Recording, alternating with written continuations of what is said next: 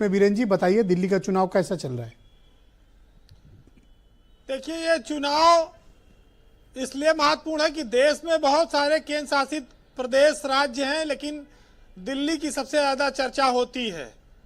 दिल्ली एक ऐसा राज्य है जहां दूसरे दल की जब सरकार बन जाती है और केंद्र में दूसरी सरकार होती है तो रोज एक नई कहानी, रोज एक नया विवाद आम आदमी पार्टी की सरकार से और बीजेपी के बीच लगातार चला। ये चुनाव इसलिए बहुत महत्वपूर्ण हो गया है कि बीजेपी ये चाहती है कि हम दिल्ली में जीतकर एक सरकार ऐसी बना लें जो हमारे हिसाब से ये रोज विवाद का झंझट खत्म करे।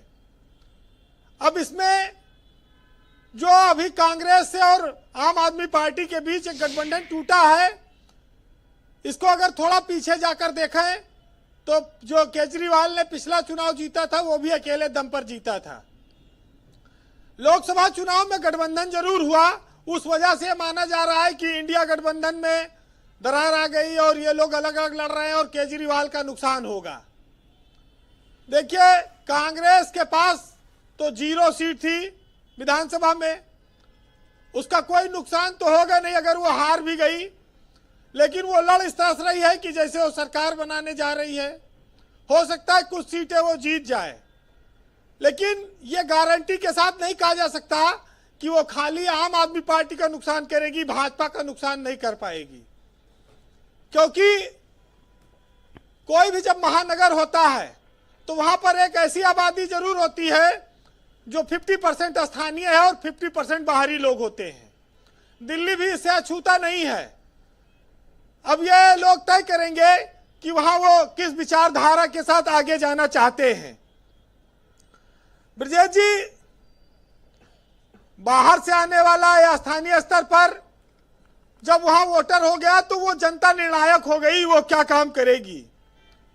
लेकिन एक चीज जरूर है कि एक आदमी है जो मुफ्त राशन पे वोट मांगता है, सिलेंडर पे मांगता है, किसान सम्मान निधि पे मांगता है। एक आदमी है जो कहता है कि हम फ्री बस यात्रा देंगे, फ्री बिजली देंगे, फ्री दवाई देंगे, क्लिनिक खोलेंगे। तो ये जो फ्री का सिस्टम है, सबके अपने अपने राम है, उन्हीं की तरह है, सबका अपना अपना फ्री वाला चल रहा है, खजाना खुला हुआ है। लेकिन ये समय तो बताएगा कि सरकार भाजपा बनाएगी कि आम आदमी पार्टी बनाएगी, जनता किसे चुनती है। जनता को ये बात का एहसास भी है कि पहले मुफ्त दिया जाता है, फिर बाद में कहा जाता है थोड़ी कड़वी दवाई पी लो, अब चूंकि कुछ कड़े फैसले करने पड़ेंगे। मुफ्तखोरी की कीमत हर युग में, हर सरकार में लोगों को चुकानी पड़ी है और दिल्ली के लोगों को भी इसके लिए तैयार रहना पड़ेगा। हालांकि हमारे गांव में मुफ्तखोरों को खैराती कहा जाता है, ये सब वही वाले हैं, खैरात वाले। ब्रजेश जी, पुजारी, ग्रंथी, ये सब कभी मुद्दा नहीं रहे हैं, लेकिन चूंकि जब हिंदुत्व की बात आती है, भाजपा को उसकी काट देने की बात आती है, तो आज के जमाने में वो मुद्दा बने इस चुनाव में। और पूर्ण राज्य बने न बने, लेकिन हथकंडा कोई छूट नहीं रहा है। इस देश में जी चुनाव जीतना ही सबसे बड़ी काबिलियत रही है और दिल्ली में भी यही आजमाया जा रहा है। ये जरूर है कि कांग्रेस जिस तरह से चुनाव लड़ रही है उससे एक मैसेज ये जरूर गया कि वो जीते न जीते, लेकिन आम आदमी पार्टी न जीते पावे। भले हमारी सरकार भाजपा की सरकार बन जाए, लेकिन अब की केजरीवाल की नहीं बनना है। तो इस तरह का भी लड़ाई चल रही है दिल्ली में। ये जरूर देखना होगा कांग्रेस को कि देश के अन्य राज्यों में भी उसने अपने तमाम सहयोगियों को खोया है, बंगाल से लेकर महाराष्ट्र और दिल्ली और कई और राज्यों में भी। तो जो एक आम सहमति वो देश में बनाने के विपक्ष के साथ थे, उस पर शायद उन्होंने इस मामले को अगले लोकसभा चुनाव तक टाल दिया है, ऐसा लगता है जी, क्योंकि अब वो दिल बड़ा करना नहीं चाहते हैं।